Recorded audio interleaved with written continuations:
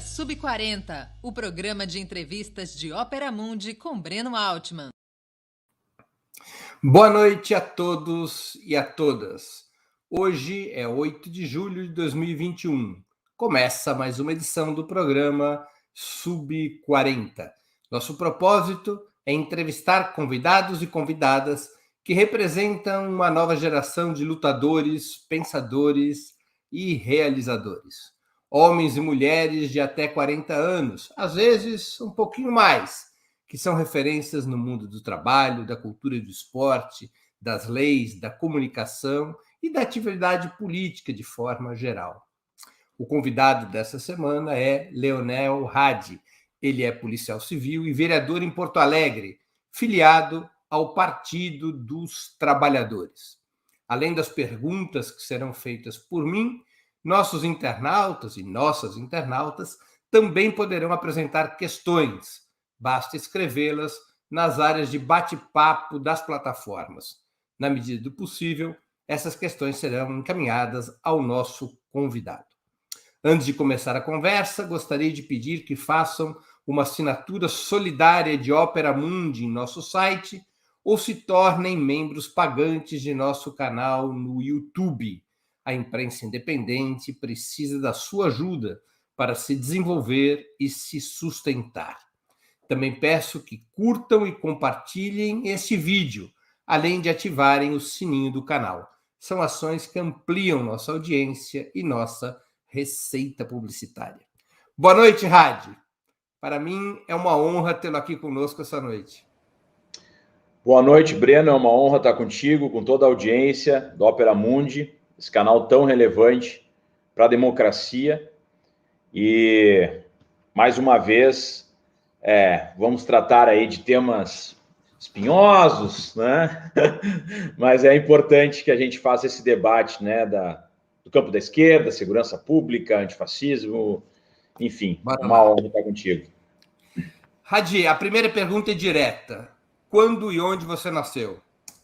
Eu nasci em Porto Alegre, em 8 de janeiro de 81. 8 e 10 da manhã, tudo 8-1 na minha vida. Assim. Você está cravado nos 40.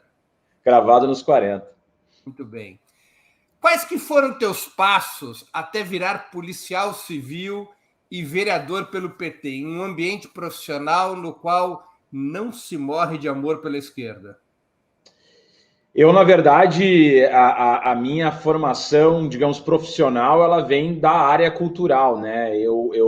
Meu pai era diretor de teatro, minha mãe era produtora também, e durante 10 anos, mais de 10 anos, inclusive, eu atuei, fui iluminador, atuei como ator também, e aí eu me formei em História, fiz especialização em História Contemporânea, depois fui fazer Direito, e aí quando eu estava cursando Direito, que abriu o concurso para a Polícia Civil, né, e era uma área que eu estava já me aprofundando, e então eu prestei o concurso para a Polícia Civil, depois eu fiz mestrado em Direitos Humanos, especialização em Direito Penal, Processual Penal, Direito Constitucional, enfim, e o que me levou assim, para a polícia, basicamente, foi uma arte marcial japonesa, que se chama Aikido, que eu sou faixa preta, e eu ministrava cursos para a Guarda Municipal, para a Brigada Militar, que é a Polícia Militar aqui do Rio Grande do Sul,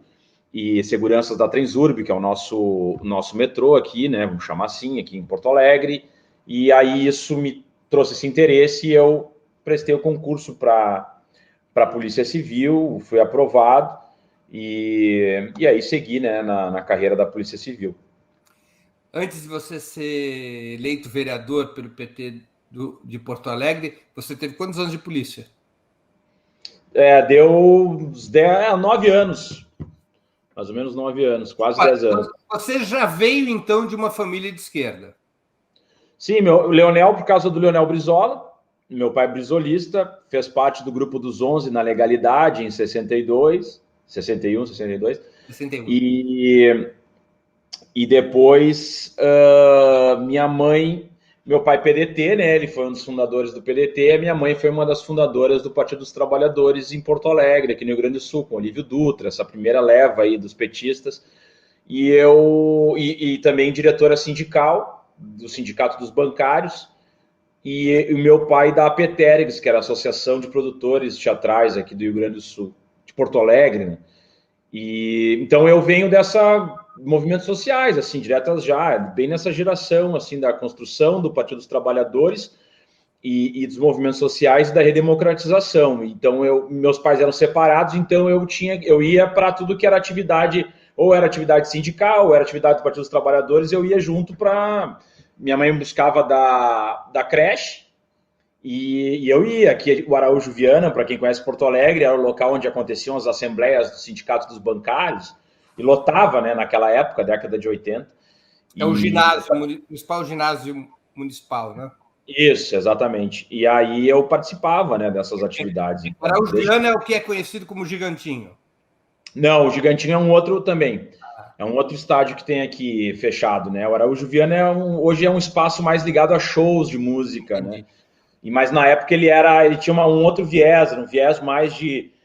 tinham atividades assim, shows musicais ali eram muito contestadores, era um espaço de contestação na Oswaldo Aranha, no Bonfim aqui, onde tinha muita efervescência, né, do punk, desses movimentos de contracultura e também de oposição à ditadura militar.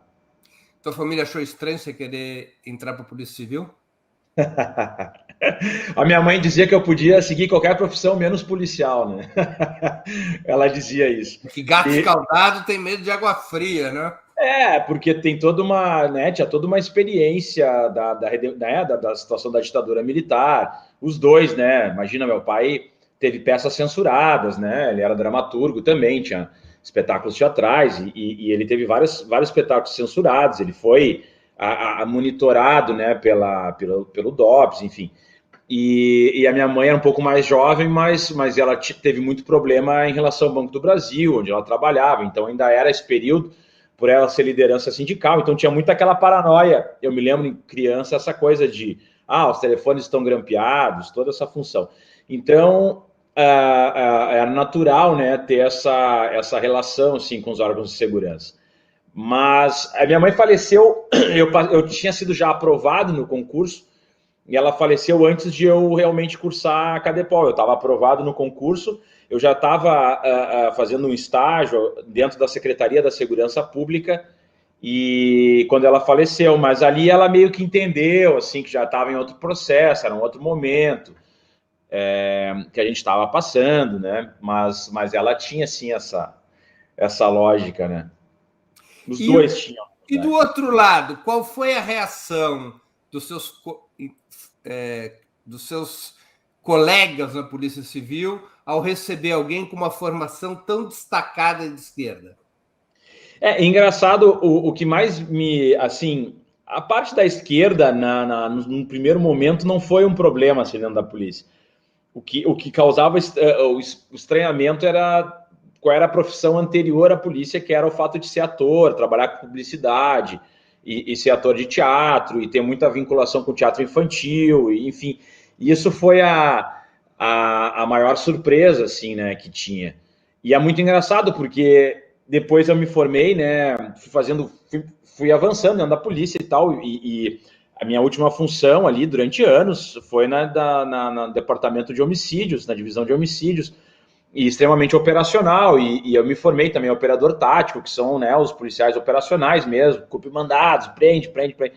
Então, quando, né, o estranhamento maior no primeiro momento foi o fato de ter vindo das artes, por exemplo, e ter um perfil, e ao mesmo tempo também ser de esquerda, ter uma pauta de direitos humanos, mas em termos operacionais também, na polícia ser considerado... Tá olhando assim, pô, esse cara é ator, não é de nada, na hora H vai tremer.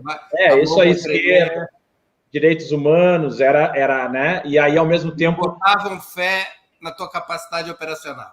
Exato, e aí, de repente, o cara faz um curso lá, que eram 100 e poucos inscritos, se formam 10, porque, né, o pessoal vai desistindo, etc., e ao mesmo tempo também está numa divisão, né, extremamente operacional, e aí tem essa situação. Então isso causava uma coisa meio...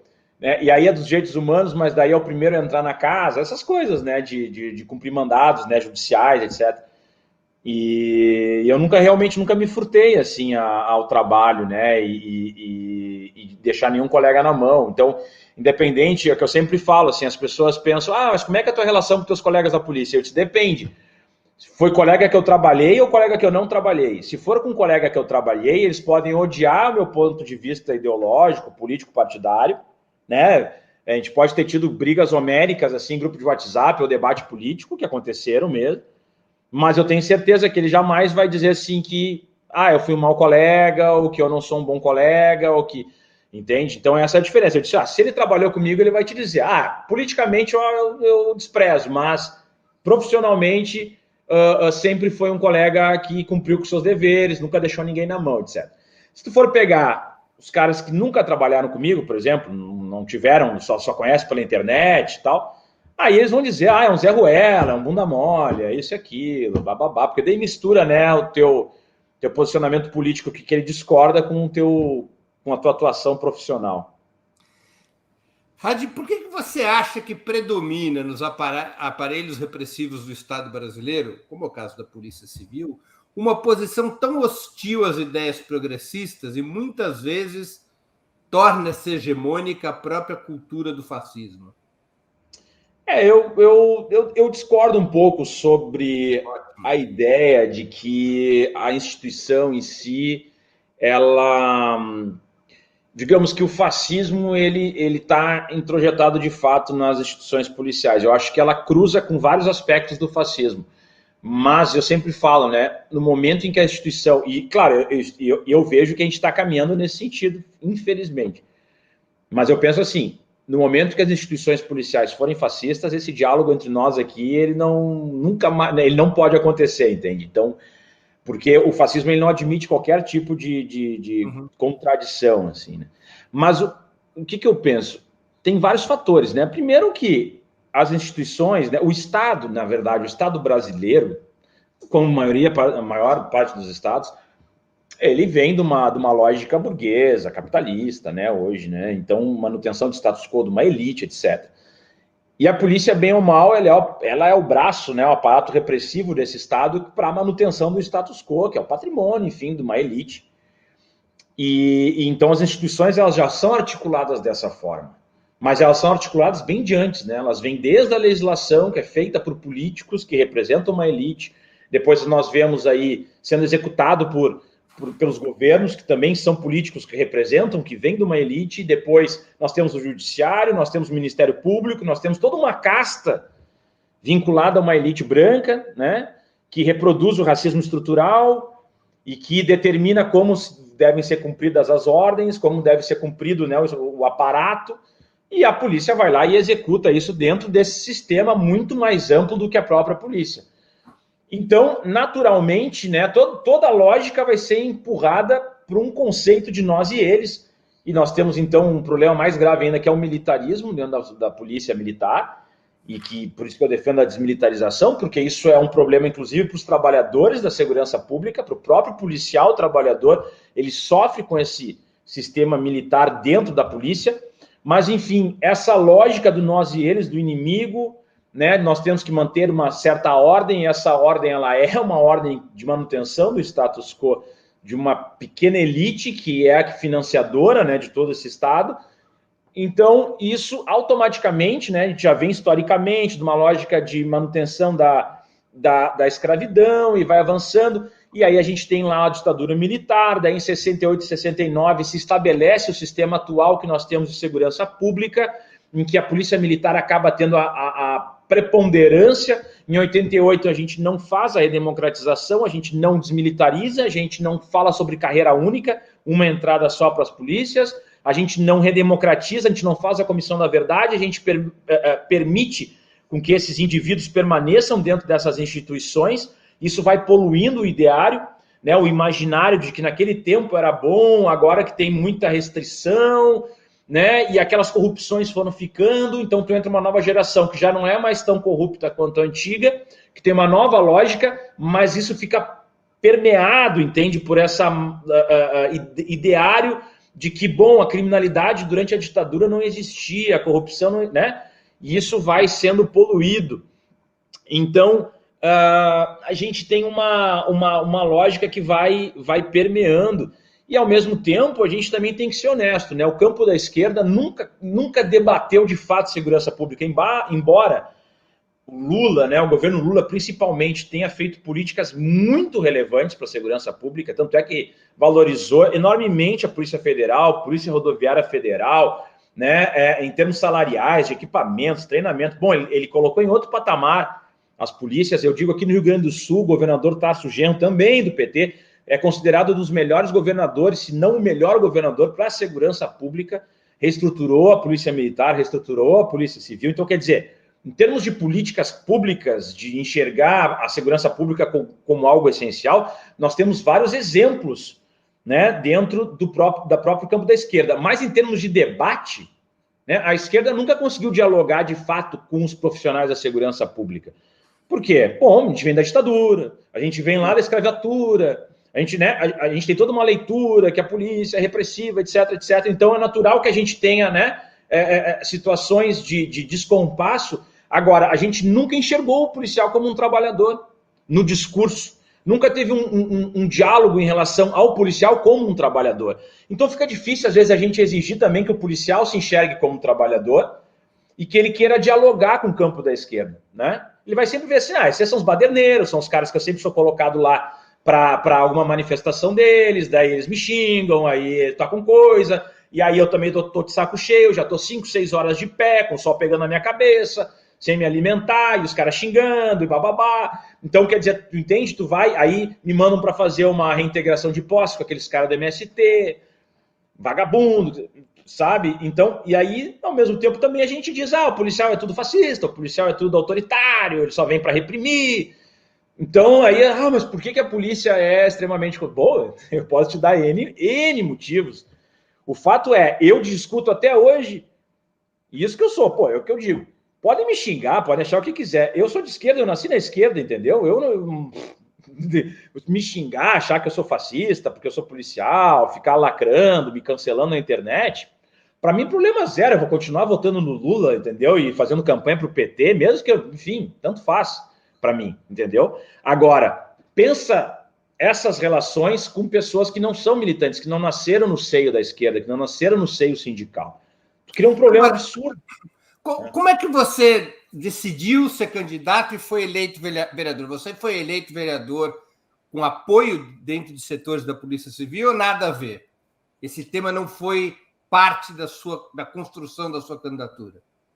Não, eu me candidatei, na verdade, em 2016, porque foi o seguinte, eu fiz uma campanha, eu fiz um vídeo para o Tarso Genro em 2014, fiz por mim.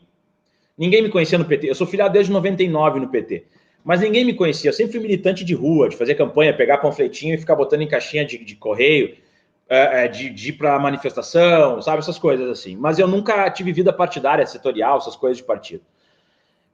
O que acontece? Em 2014, a gente tem o segundo turno entre o Sartori, do MDB, e o Tarso Genro, do PT. E o Tarso tinha feito muitas políticas positivas. E eu fiz um vídeo dizendo, olha, eu sou policial e tenho que votar no Tarso, porque o Tarso fez muito bem para a polícia. Bom, isso foi um rastilho de pólvora que eu nunca imaginei que ia acontecer. Eu só tinha um canal no Facebook. Um canal não, eu tinha só meu perfil no Facebook. E eu não sei porque cargas d'água esse vídeo viralizou, deu 300 mil visualizações em 24 horas. Isso causou um pânico, não sei por que cargas d'água também, dentro da coordenação de campanha do Sartori. E aí eles chamaram uma reunião em que passavam o meu vídeo nessa reunião entre os delegados que apoiavam o Sartori. E ali foi dito, olha, esse cara tem que sofrer alguma penalidade, porque como é que ele faz um vídeo falando que é policial, isso vai dar um problema, etc. E estava nessa reunião o delegado comigo, o delegado que trabalhava comigo na minha delegacia lá.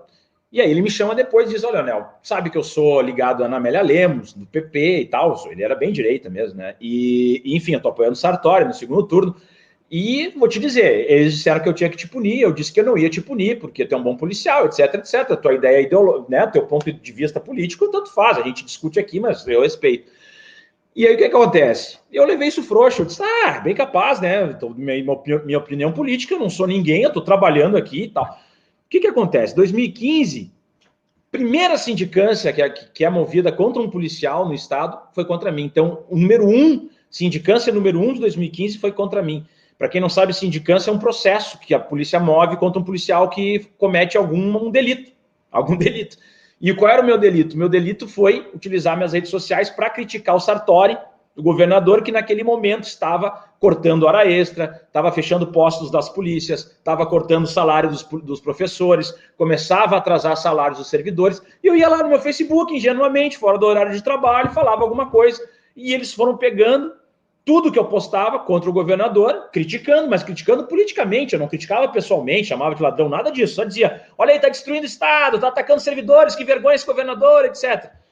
E aí o que acontece? A sindicância número 1 foi contra mim, primeira sindicância movida foi contra mim, aí eu falei que aquilo era injusto, eu tomei outra sindicância, porque eu critiquei a primeira sindicância, e aí eles usaram o estatuto da polícia, que é de 84, ou seja, da ditadura ainda, em que a gente não podia se manifestar contra as autoridades constituídas do país. Aí a minha sindicância, o meu diálogo com os inquisidores lá da sindicância era do tipo, quem te financia? Quem é o político que te financia? Quem é que está te incentivando? Os comunistas, não sei o que, na época da ditadura, e uns papos completamente 64, assim. E aí eu fiquei pensando, pô, os caras acham que eu sou financiado por alguém, né? E ninguém no PT me conhecia, eu e o advogado do sindicato. E aí eles diziam assim, mas tu tá criticando o governador nas tuas redes sociais e tu não pode. Eu disse, mas como não, se é meu ambiente particular? Mas tá lá que tu é policial. Eu disse, eu não sou bailarino. Se eu fosse bailarino, eu dizia, eu sou bailarino e tal, agora eu sou policial. O que eu posso fazer? As pessoas não podem saber a minha profissão para eu me expressar no meu espaço particular fora de hora de serviço. Bom, resumindo, o que acontece nesse ano? Meu pai fica tetraplégico. E aí ele fica em coma. Ele teve Guillain-Barré. Da noite para o dia ele ficou tetraplégico. E aí ele é entubado. Aí ele fica em coma. Eu imediatamente pego minhas férias e vou cuidar do meu pai no hospital. Isso no final de 2015. E aí que acontece a virada que eu decido me candidatar. O meu pai ele fica em coma, eu fico no hospital. E aí começa os processos do Sartori, aqui do MDB, neoliberal, começam a avançar. E aí começa a faltar papel em delegacia. As pessoas vão registrar boletim de ocorrência, por exemplo, roubaram o meu carro, não tem como imprimir para entregar para a pessoa. Tamanha penúria que ele deixou. E aí eu comento isso na internet. O Sartori está destruindo a Polícia Civil. Não tem nem papel na delegacia. E veja bem, todas as vezes eu falava em defesa do serviço público da polícia, contra um governante. E aí eu estou de férias, faço essa postagem, um delegado vem, já começa a me ameaçar, e eu disse, se voltar o papel lá, eu retiro. De fato, voltou, porque eles se apavoraram, botaram o papel lá, mas aí, o que eu não esperava, o que acontece é o seguinte, eu boto o pé na delegacia, 9 horas da manhã, 8h30, 9 horas da manhã, estou conversando com a secretária da delegacia, toca o telefone, ela atende, daí ela me diz o seguinte, estão vindo trazer uma sindicância para ti, porque tu falou que faltou papel. Aí eu disse assim, tipo assim, eles sabiam o dia que eu ia voltar, sabiam que meu pai estava na UTI, em coma, e esperaram eu botar o pé na delegacia para fazer isso. Mas o pior ainda, aí eu sento no meu cartório lá para trabalhar e fico olhando para a porta, esperando vir, né? Porque já estavam indo entregar. Quando eu olho para a janela, eles estão chegando com uma viatura ostensiva, preta e branca, com giroflecha em cima e tal. E aí entram na delegacia, na frente de todo mundo, como se eu fosse um criminoso. Daí todo mundo, vamos prender o Leonel, sei lá, o Leonel roubou, tava metendo a mão. Aí largam na minha mesa um papel, eu pergunto o que é. Tu não disse que faltou papel, não sei o que. Eu disse, pois é, mas daí vocês têm papel para fazer sindicância, vocês têm, né? E aí naquele dia eu fiquei umas 2 horas olhando para a parede, quando o pessoal foi embora, e eu pensei, cara, não tem condições, porque eu estou defendendo a minha instituição, eu quero continuar trabalhando na minha instituição, mas eles acham que, sei lá, que eu sou um cara financiado pela política. Eu fiquei horas pensando, você quer saber? Eu vou me candidatar então. Era 2016, né? De 2015 para 2016, eu pensei, ano que vem tem eleições, a gente é obrigado como servidor público a pedir licença, tu fica 3 meses licenciado para ser candidato. Eu disse, eu vou ficar 3 meses como candidato e vou sentar o pau neles.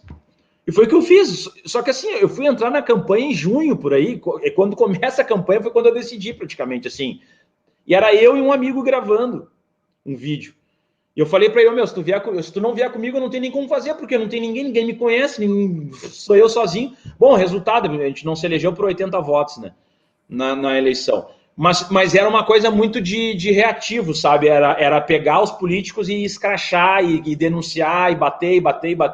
Por isso que as pessoas ficam assim, mas tu é político, não sei o que, né? Eu estou político. Na verdade, isso aqui é uma função determinada. E eu me lembro na reunião do PT, quando eu disse que ia ser candidato, eu disse assim, eu vou me candidatar por 2 motivos. O primeiro é porque eu tenho que me proteger e eu tenho que bater nesses caras que bateram em mim, entendeu? Fizeram isso com meu pai. Meu pai faleceu em abril, entendeu? E eu estava respondendo essas porcarias ainda. Segundo lugar, a esquerda não fala sobre segurança pública e não tem nenhum policial de esquerda que é candidato, enquanto a direita está cheio. Isso em 2016. E eu disse, se a esquerda não começar a se apropriar do debate sobre segurança pública, a gente vai ser engolido pela direita. 2016.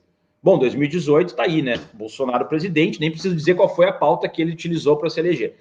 Enfim, e essa mais ou menos assim é a trajetória. Em 2018 eu me candidatei. Bom, todas as vezes que eu voltei em 2016 fui penalizado, em 2018 eu fui penalizado de novo. E coleciona as distâncias. 2016 eu voltei, eu botei o pé na delegacia para trabalhar lá na investigação de homicídios, eles me mandaram para o trânsito, para fazer a ocorrência à mão de trânsito. E 2018, quando eu voltei, tinha uma placa escrito DOPS na minha porta lá. E, bom, eu fui, imagina, o Bolsonaro quase tinha se elegido no primeiro turno e eu fui o ultra opositor do Bolsonaro e a polícia majoritariamente era bolsonarista. Então o grupo de WhatsApp era mato, me dizendo que iam me pegar, que eu não sei o quê, que eu era um babaca, que eu... E resumindo, aí eu respondi um processo administrativo ainda, por causa de algumas atuações que eu tive, foram arquivados, mas eu fiquei durante 1 ano naquela expectativa do que ia acontecer. E, bom, e aí depois era um processo atrás do outro de perseguição. Entendi. Mas, enfim, basicamente é isso. Para quem acha que é 2020, você foi eleito. Fui eleito em 2020, mas já tinha sido avisado. Se não fosse eleito, ia ter uma situação bem dramática, porque tinham... bom, eu estava nessa lista dos policiais antifascistas, foi aqui que surgiu, foi por minha causa que surgiu, aqui no Ministério Público do Rio Grande do Sul. O deputado Rui Irigaray, que agora está todo envolvido em corrupção aí, no Fantástico, inclusive saiu, foi por minha causa. Parabéns, Rui, me perseguiu e eu consegui te derrubar no Fantástico. Foi eu que passei todos aqueles materiais lá. O que acontece? Teve as manifestações antifascistas aqui em Porto Alegre, que começaram aqui, depois que foram para São Paulo, mas começam aqui, início de 2020. E aí eu elogio o pessoal e tal, mas eu não estou participando, porque a torcida é organizada, eu não, entendeu? Mas um pirado aqui, esse Rui Irigaray, que é um deputado bolsonarista, resolve que então eu sou um líder terrorista de uma organização criminosa, dos Antifa, não sei o quê, e ele faz uma denúncia no Ministério Público do Estado, vai na Polícia Civil, pede a minha cabeça, isso dá um drama, porque ele tinha sido secretário de Estado do governador aqui, Eduardo Leite, e aí eu começo a sofrer uma série de perseguições internas. E aí eu tenho que ir na corregedoria, eu tenho que ir no Ministério Público, o Ministério Público não cheguei aí, mas fica aquela situação que vão te chamar no Ministério Público, aí eu tenho que ficar dando entrevista nas rádios, na televisão aqui, porque aí eu fui taxado de terrorista, porque daí ele pegava fotos minhas operacionais com fuzil, dando tiro, não sei o que, mas coisa de trabalho, misturava com a minha postura política. Bom, virou um caos durante aquele início de 2020. Daí eu fui chamado em reuniões e reuniões, aí a chefe de polícia tinha que ficar indo na rádio se explicar, porque eu não era terrorista. Foi um inferno. E aí eu acabei me elegendo em 2020, mas assim... Eles acabaram ajudando a tua campanha. Se eu não tivesse me elegido em 2020, eu não sei o que ia acontecer. Eu entendi. Vem cá, vamos voltar aqui aos assuntos da polícia e da segurança. A segurança pública é um dos temas de maior preocupação da sociedade brasileira, embora você tenha registrado que não é um assunto muito discutido pela esquerda, acaba sendo discutido mais pela direita. Não, só uma correção. É discutido pela esquerda, mas o viés de discussão é um viés totalmente antagônico aos órgãos de segurança. Claro. É isso que eu quero dizer. De toda maneira, somos a 3ª população carcerária do mundo e estamos entre as maiores taxas de criminalidade do planeta. O que a gente está fazendo de errado? Eu poderia enumerar várias questões. É como eu falo, em primeiro lugar, eu acredito que a gente tenha que desmilitarizar a polícia militar. Em segundo lugar, a gente tem que trabalhar com a lógica de carreira única. Uma é só a entrada nas instituições. Porque a gente não pode ter castas, né? No Brasil, a gente tem umas castas que só existem aqui. Esse sistema que entra como agente, ou entra como delegado, ou entra como soldado, ou entra como capitão, e não é uma progressão interna, isso aí é nefasto para os órgãos de segurança. porque tu desmotiva o policial a ser um bom policial. Então, às vezes entra um delegado com 25, 26 anos para coordenar uma equipe que tu tem um policial lá de 60 anos que tem no mínimo 30 anos de casa. Então, o que ele tem de tempo de polícia é o tempo de idade daquele concurseiro ali que entrou. E eu não estou nem fazendo uma crítica aos delegados aprovados, que são, né? Eu tenho muitos amigos delegados, oficiais, não é isso que eu estou falando, eu estou dizendo uma lógica de estrutura policial, de como funcionar de forma oxigenada e efetiva. Claro, tu vai ter uma entrada única e várias polícias. Aí que tá, né? A Polícia Rodoviária Federal já é uma entrada única. E eu considero a Polícia Rodoviária Federal o melhor sistema de polícia que a gente tem no Brasil. E ela é uma só entrada, não existe, é um cargo só. Tu entra lá na ponta e vai progredindo até o fim. E é a melhor polícia, mais bem organizada, que tem mais, né, mais consegue lidar melhor com os recursos, enfim, a Polícia Rodoviária Federal. A Polícia Penal também é carreira única, as guardas municipais também são carreira única, então não é algo assim bizarro, né, que a gente diga, não tem como funcionar. No mundo inteiro é carreira única. E desmilitarizado, né? Aqui no Brasil eu defendo isso. Bom, isso é uma questão mais, né, orgânica das instituições policiais. E aí a gente pode entrar no debate sobre o ciclo completo, né? O retrabalho que é feito, a fragmentação, né, da Polícia Militar fazer até uma parte, depois ela passa para a Polícia Civil. Isso faz muitas vezes um retrabalho. Então a gente teria que fazer um debate profundo sobre ciclo completo, quem ficaria com ciclo completo, se nós vamos unificar as duas polícias. Isso é algo assim, antes eu achava que nós deveríamos unificar nas polícias estaduais. Hoje eu já sou contrário. Hoje eu já acho que a gente tem que ter duas polícias, duas polícias talvez trabalhando com ciclo completo. O que é o ciclo completo para as pessoas entenderem? Tu começa lá na ponta fazendo a patrulha, depois tu passa para, né, vamos dizer, vai na ocorrência, deu um roubo. Tu vai lá na ocorrência, pega as informações, faz o primeiro combate se tiver que fazer, depois tu começa a investigar, de investigar tu vai lá e cumpre os mandados, cumprir os mandados tu vai lá e remete para o judiciário. Esse é o ciclo completo. Hoje funciona assim, a Polícia Militar vai lá, dá o primeiro combate, pega as primeiras informações, passa a informação para a Polícia Civil. A Polícia Civil começa de novo todo um processo, blá, blá, blá, blá, entendeu? Então, eu penso que nós deveríamos ter um ciclo completo, talvez assim, a Polícia Militar, o que seria a Polícia Militar mais desmilitarizada, carreira única, ela faria um ciclo completo do tipo os crimes de menor relevância, né, menor vulto, por exemplo, furtos, roubos, né, esses que são mais do cotidiano, enquanto a Polícia Civil faria os crimes mais complexos, como homicídios, latrocínios, organização criminosa, lavagem de dinheiro, estupro, né? Além da militarização, o modelo policial brasileiro nos estados, ele é baseado nessa divisão entre o policiamento preventivo, que é exercido pelas polícias militares, e o policiamento investigativo, judiciário, que é cumprido pelas polícias civis. Isso, exatamente. Nos últimos anos também se consolidou o poder dos promotores e procuradores em comandar inquéritos. Isso aí é... Antes, uma função reservada apenas à polícia, no clássico esquema: polícia investiga, promotor denuncia e juiz julga. Você acha que esse modelo tem que ser todo mexido? Com certeza, com certeza. Até porque, né, devido ao processo legal, o promotor mesmo... Bom, a Lava Jato está aí para provar, né, o que a gente está dizendo, né? São funções totalmente diferenciadas, né? Cada um tem que ficar no seu quadrado.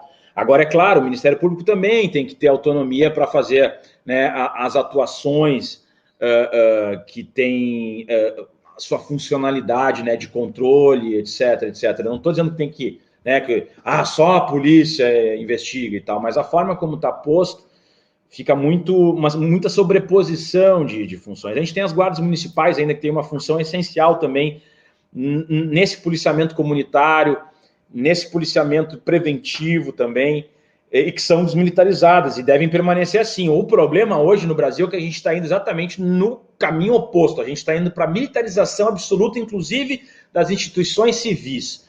Então é um problema hoje, por exemplo, se a gente estabelecesse hoje um ciclo completo e restrito, as polícias militares engoliriam as polícias civis, engoliriam as guardas municipais e ficaria uma super polícia militar militarizada com dupla carreira. Então, duas entradas com castas, aí seria um inferno, porque daí nas polícias militares não pode sindicalização, não pode se manifestar, tem prisão administrativa, é muito mais fácil dos governadores, né, e dos presidentes manipularem essas forças, porque são forças auxiliares do Exército, então daí já tem mais as Forças Armadas coordenando, enfim, para mim é o pior quadro, e o pior quadro para os trabalhadores da segurança pública, muito pior do que para a população. A população acha, não, mas o problema é o próprio policial que está dentro desse... A desmilitarização das PMs significaria transformá-las no quê? Numa espécie de polícia de patrulha, como é em alguns países, tipo Estados Unidos, Europa? Não, na verdade ela teria que sair, porque, para quem não sabe, as polícias militares são forças auxiliares do Exército.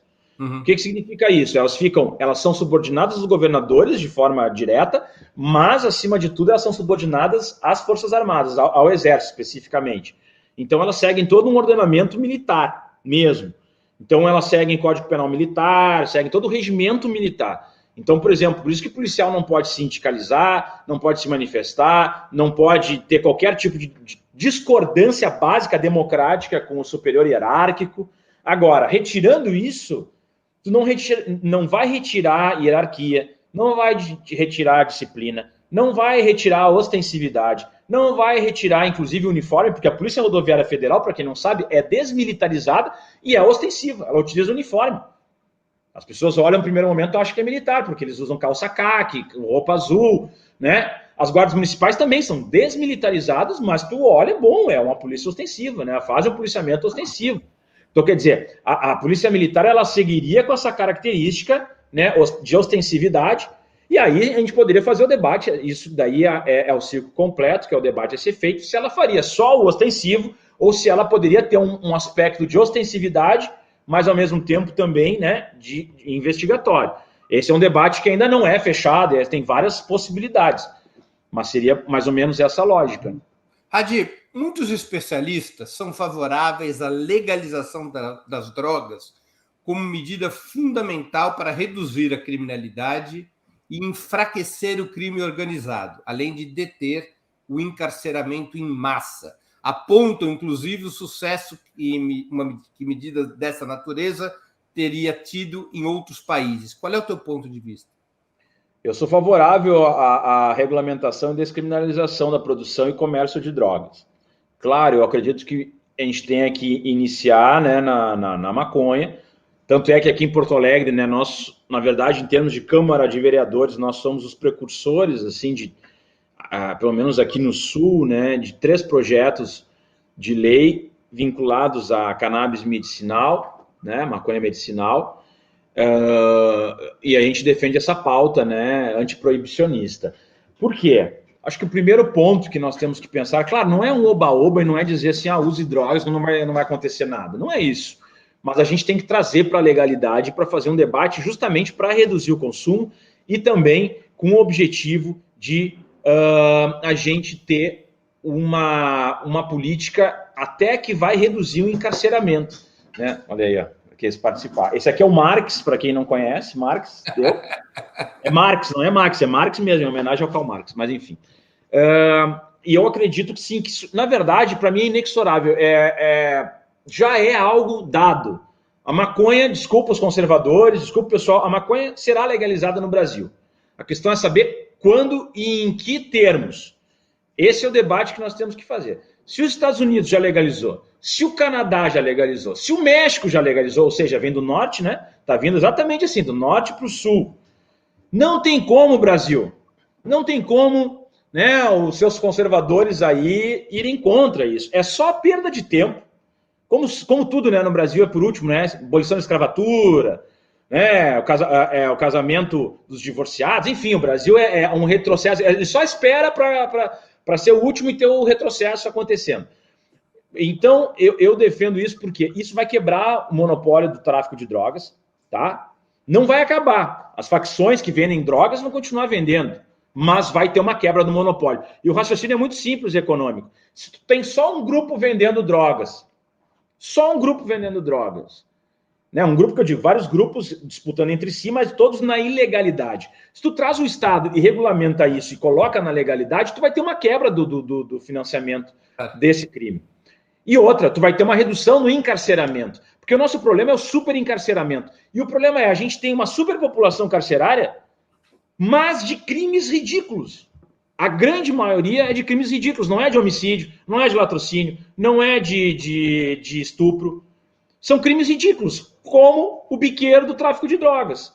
Então, aquele jovem que está lá, que é um crime fácil para a polícia prender, porque está passando por ali, ele está vendendo, flagrante, pá, leva, coloca ele dentro do sistema prisional, ele vai ficar devendo para aquela facção, porque todo o sistema prisional é coordenado pelas facções, isso é um outro absurdo, é uma privatização.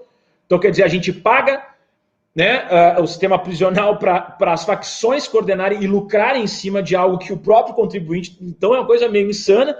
Então, ele entra dentro do sistema prisional, fica devendo, porque ele vai ter que... O sistema prisional não consegue, né, dar as condições básicas de alimentação, de vestimento. Então, as facções cuidam disso aí e ele sai devendo para as facções. Então, sei lá, ele entrou por causa de algumas gramas ali de cocaína, sai devendo para a facção que ele tem que roubar 20 carros, matar, não sei, 2, 3 pessoas, entendeu? Ele ganha funções que, se ele não cumprir, ele é morto e a família dele é morta. Entendi. E se ele cumprir, bom, ele vai ter uma renda, ele vira um empregado daquela facção de fato. Ele não é só mais o biqueiro, o vapor, o olheiro daquela boca. Ele vai Então, para a cadeia como estagiário e sai como funcionário. Exato, ele, ao mesmo tempo que ele avança dentro do sistema da facção, mas, ao mesmo tempo, né, ele não tem mais opção. Ele não pode mais sair daquele sistema ali, porque se ele sair, ele vai ser morto. Entendeu? Ele vai ser morto ou vai morrer de fome, porque daí ele não tem qualificação, baixo nível de escolaridade, né, todo esse nível de exclusão que nós temos. E a gente fica retroalimentando o sistema, achando que prender vai resolver tudo. A gente tem que prender. Isso é uma coisa que o campo da esquerda vai ter que dizer. Não é a esquerda punitiva, eu não gosto desse debate, sabe? Mas, assim, homicida, organização criminosa, latrocida, a gente não tem que ter discussão, sabe? Mas o que levou ele? Não me interessa. Essa pessoa, mas o sistema carcerário, ele não vai ressocializar. Não me interessa, essas pessoas não podem estar em convívio com a sociedade. Eu não posso chegar para uma família que foi vítima de um homicídio, teve um familiar vitimado por homicídio, e dizer para ele, olha, ele vai cumprir ali alguns anos, daqui a 2, 3 anos ele está aqui de novo. Aqui. Não posso falar isso. Não tem como. Não tem como. E eu já vi acontecer. E isso retroalimenta o fascismo. Isso que a gente tem que entender. A falta de respostas efetivas na área da segurança pública fazem as pessoas sentir que elas estão desamparadas. E ao sentirem que estão desamparadas, elas caem na lógica do bandido bom, bandido morto, vamos defender a pena de morte, redução da maioridade penal, porque as pessoas têm medo. Padrão da morte. Padrão da morte. Bom, aí, ó, prende, solta, mata, então. Porque, pensa só, e isso acontece na periferia. Isso, a esquerda, ela idealiza uma coisa assim, é periferia, ela odeia a polícia porque a polícia é abusiva. É claro que boa parte da periferia odeia, por exemplo, a polícia militar, porque muitas vezes tem abusos, pancadaria, tortura, entram nas casas. Agora, eu como policial civil posso dizer, não raras vezes a gente fazia um mandado, entrava nas casas mesmo, bom, tinha mandado, tinha papel, e até de criminosos, e eles mesmos diziam, é diferente o tratamento de você, não, vocês são... Tinha essa lógica de diferença, e boa parte da comunidade reconhecia a importância daquele trabalho e queria a presença da polícia, não queria truculência, mas ela quer algum tipo de segurança. E aí a esquerda, às vezes, ela idealiza de que, nossa, na periferia, né? E aí eu falo, não, a periferia pega ônibus, né? As pessoas que moram na periferia pegam ônibus às 5 da manhã numa parada escura. As pessoas que moram na periferia têm o seu celular furtado ou roubado, indo para o seu trabalho ou voltando. Ou tem o ônibus roubado. Isso reproduz, ou a periferia está ali na casa dela e tem uma troca de tiro entre facções, entendeu? Que estão ali trocando tiro e não pode sair de casa, não pode deixar o filho jogar futebol na rua. E aí, quando vem alguém com um discurso de bandido bom, bandido morto, tem que sentar o pau, não sei o quê, eles compram essa lógica também. Porque se sente assim, bom, vamos resolver o problema, né? Então, eu acho que é por aí, sabe, que a gente tem que pensar. Hadi, nos últimos 20 anos foram impulsionadas algumas políticas para tentar expulsar as organizações criminosas dos territórios que controlam, como favelas no Rio de Janeiro, que é essa colombinização do crime no Brasil, de começar a controlar territórios. Um desses programas foi a criação das unidades de polícia pacificadora, as UPPs, inspirada numa experiência colombiana da cidade de Medellín. Um dos idealizadores desse projeto, aliás, foi um delegado gaúcho, né, o José Beltrame, que comandou a Secretaria de Segurança do Rio de Janeiro entre 2007 e 2016. Mas ele não é delegado, ele é agente da Polícia Federal. Ah, ele é agente? É. Ah, tá certo. Qual é a tua opinião sobre essa orientação de ocupação territorial das comunidades por serviços especiais de segurança? Nada disso vai funcionar se a gente não tiver os serviços básicos que são essenciais, né? A gente não pode pensar a segurança pública só como polícia. A polícia é a ponta final da segurança pública. Se a polícia atuou, é porque a segurança pública está problemática. O ponto de vista é esse. Se tu tem atuação policial, é porque todo o resto falhou. Da base até, né? E o que é mais básico? De fato, é educação. Isso aí é chovendo molhado. Isso não é uma coisa de ideário. Existem pesquisas chamado blindagem educacional. As pessoas, a cada ano de estudo, a cada ano de permanência na escola ou estudando, menos chances tem de ser vítimas de homicídio e de ser encarcerado, digamos, ser preso. Isso é um dado concreto. Várias pesquisas. Procurem, pessoal, procurem. Blindagem educacional é o nome do termo. E, inclusive, o meu mestrado foi exatamente estudando a relação do tráfico de drogas com homicídios e encarceramento. E o que ficava demonstrado? Que as vítimas de homicídios, que 70% dos homicídios eram vinculados à disputa do tráfico de drogas, eram disputas capitalistas, né? São grupos empresariais, vamos chamar assim, que estão disputando o monopólio do mercado. É isso que é o tráfico de drogas, é essa a disputa, a lógica capitalista funcionando, né, nesse comércio, a maximização do lucro e a eliminação da concorrência. Extremamente liberal. Mas o que eu quero dizer com isso? Que se a gente observar que dentro das pesquisas fica demonstrado que a escolaridade é um dos fatores essenciais, e daí vai entrar o racismo estrutural, porque daí a gente tem a exclusão social, né? Aí vai entrar a cor da pele, vai entrar vários fatores, e aí a questão educacional ela vai estar cruzada em relação a isso. É nessa situação que a gente observa que aí que poderia estar realmente a saída. Porque, pelo menos no período que eu estudei aqui em Porto Alegre, eu peguei um período determinado para fazer essa pesquisa, nenhuma das vítimas de homicídio tinha um nível superior, por exemplo, em Porto Alegre, das vítimas de homicídio naquele período. Nenhuma. A grande, infinita maioria era até quinto ano do ensino fundamental. Quinta série na época, né? Não era esse conceito de quinto ano. Tinham no máximo até a quinta série do ensino fundamental. Ou seja, isso vale para as vítimas e também vale para o crime, né? Quanto maior a educação, menor a taxa de criminalidade. Não, o período, exatamente. O que eu quero dizer, nessa pesquisa, isso aqui é uma relação Porto Alegre, mas eu tenho convicção, pelo tudo que tu vê de dados, que vai acabar cruzando no Brasil. As vítimas de homicídios, jovens, basicamente, né? Claro, aqui no Rio Grande do Sul a gente tem uma população negra, autodeclarada negra, de 10% a 12%, né? Muito menos que o resto do Brasil. Mas a desproporção de vítimas de homicídio, de encarceramento, era na casa dos 30%. Ou seja, tu vê uma né? uma super discrepância. Exato. Então, o que acontece? Mas tu observava, de fato, quem estava preso e quem era vítima de homicídio era o mesmo público. Era um grupo excluído, seja racialmente, seja em nível educacional. E, claro, vai entrar renda também envolvido nisso. Mas o que eu quero dizer, voltando para o UPP? Que se nós não fornecemos educação de qualidade pública, que realmente seja emancipatória, se nós não tivermos o acesso básico aos meios de saúde, saneamento básico nessas regiões, não vai adiantar colocar a polícia dentro desses espaços. Porque a polícia vai ser sempre um paliativo e ela vai estar sempre enxugando gelo nessa guerra. Porque é muito dinheiro do crime organizado, né? É infinito, porque o tráfico ele é um sistema que não tem regulação, não tem imposto, né? O consumo ele segue existindo e quando tiver consumo vai estar sendo vendido.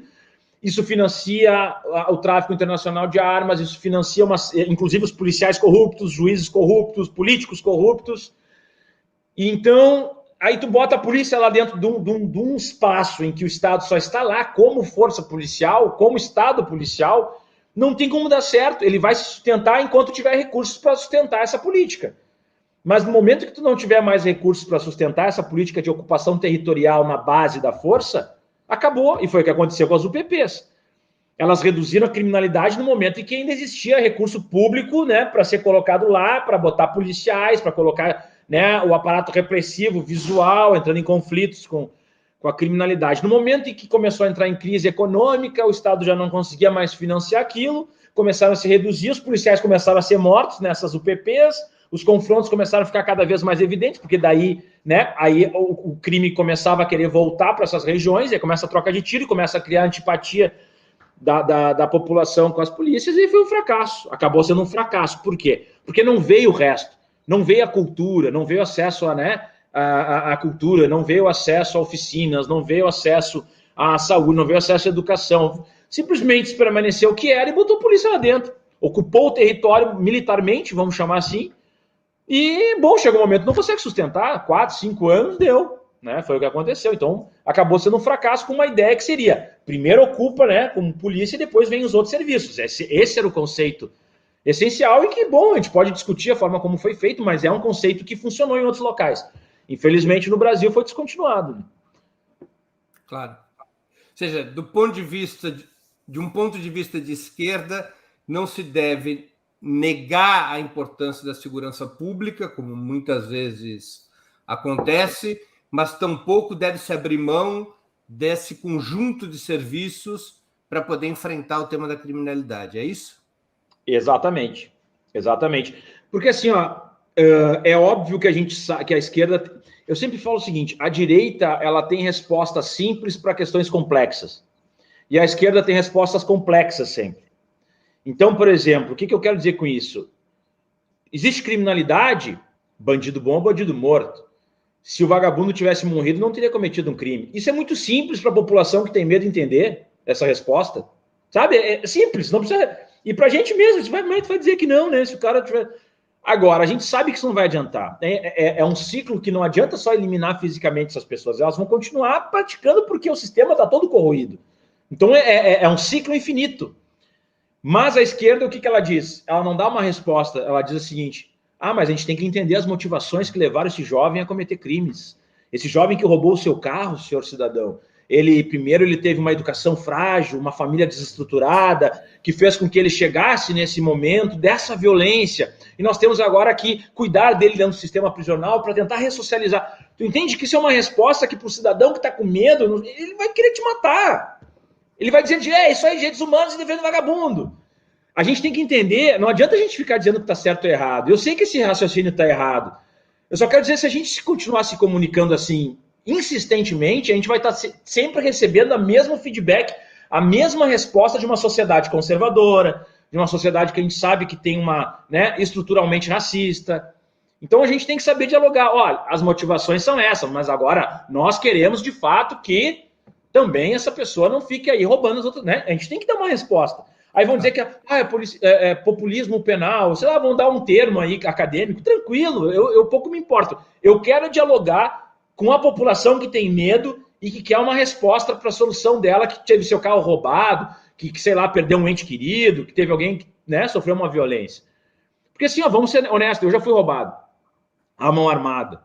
Primeiro momento que tu pensa é querer matar a pessoa. É natural. Tu te sente humilhado. Tu te sente humilhado.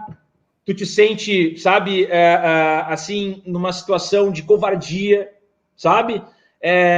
Tu olha aquela pessoa e diz assim, mas, pô, olha, todo mundo que já sofreu violência pensa isso. No primeiro momento, claro, depois tu fica, não, mas é só material. Aí tu começa a relativizar. Mas a gente tem uma estrutura de esquerda, uma estrutura mais, né, humanitária, humanista, vamos dizer, né? Agora, o cara que não tem, ele vai ficar intrínseco. No momento que ele puder efetivar a vingança, ele vai efetivar. Num país como o Brasil. Isso é estrutural, é cultural. Eu não estou dizendo que a gente tem que entrar nessa lógica. Eu só estou dizendo que a gente tem que dar respostas que consiga trazer essas pessoas para um âmbito mais humanista, mas sem ficar, sabe, numa coisa idílica, assim, sabe, numa teoria muito abstrata, que é muito importante para a gente pensar políticas públicas, mas não em dialogar com a população do Brasil. Entendi.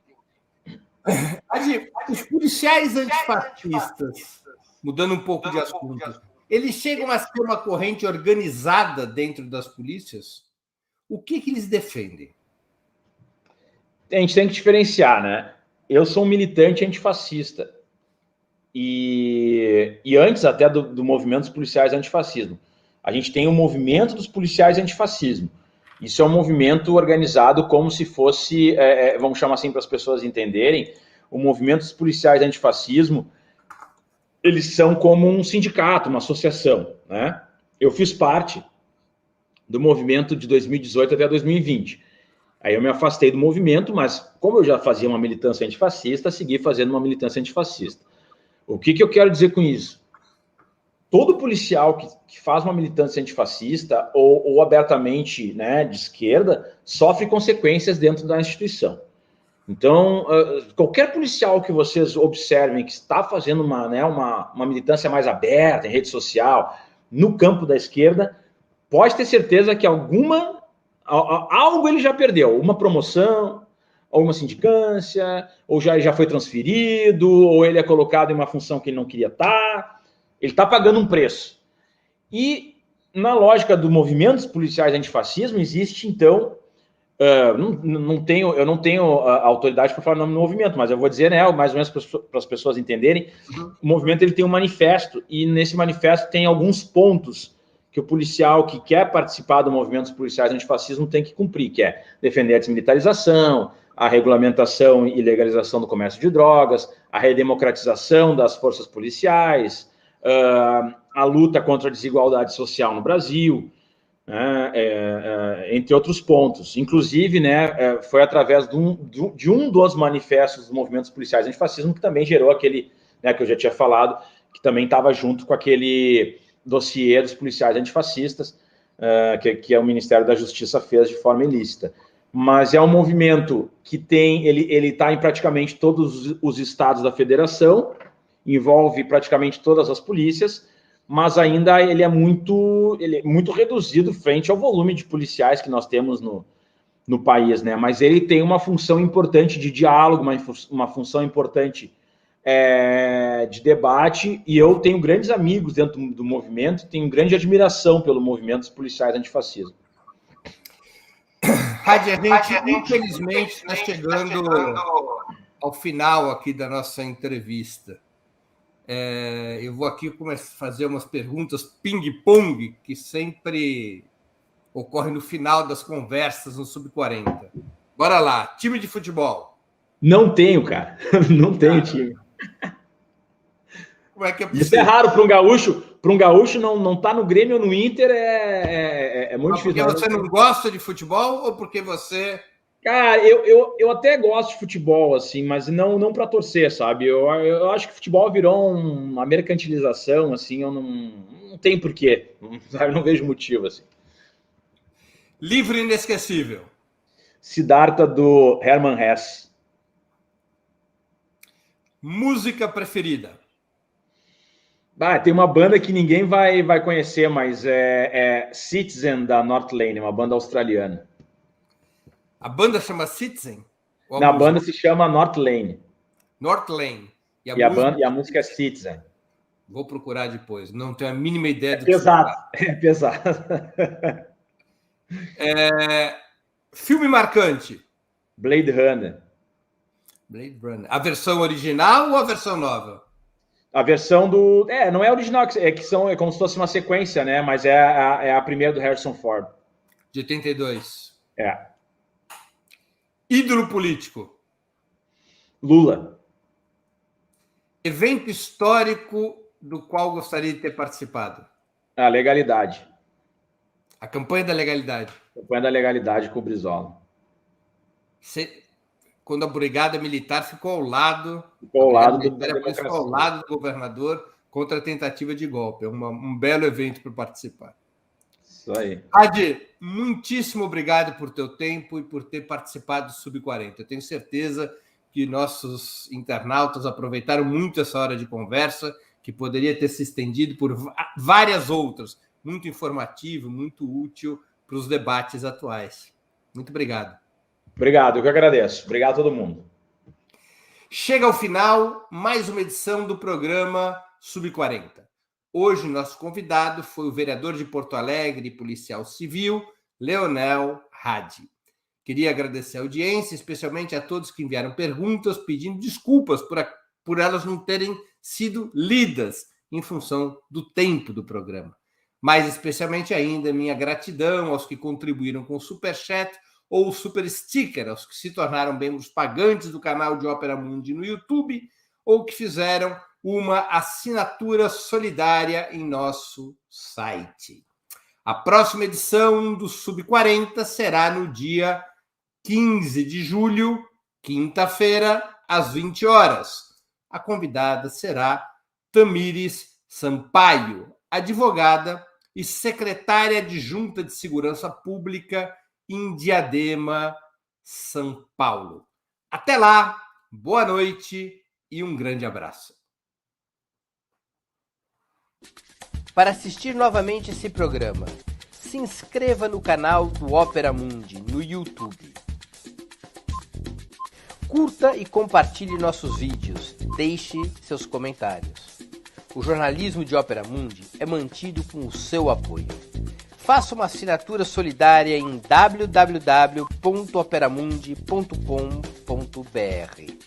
Com um pequeno valor mensal, você nos ajuda no desenvolvimento de um jornalismo independente e de qualidade. Obrigado pela audiência e até a próxima.